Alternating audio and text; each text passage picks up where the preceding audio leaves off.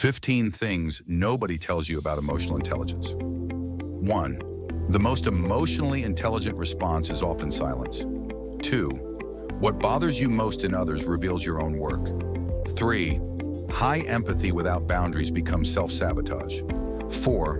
True EQ shows up in handling rejection, not success. 5.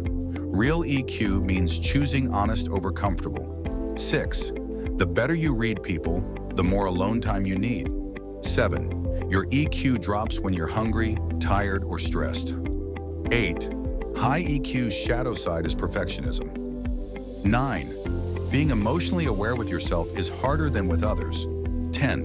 Reading fiction builds EQ better than self-help books. 11. Spotting manipulation becomes easier and harder to ignore. 12. Most people don't want solutions. They want to be heard. 13. It's not about never losing control. It's about recovering quickly. 14. You can't control others' emotions, only your response. 15. Authenticity matters more than being liked.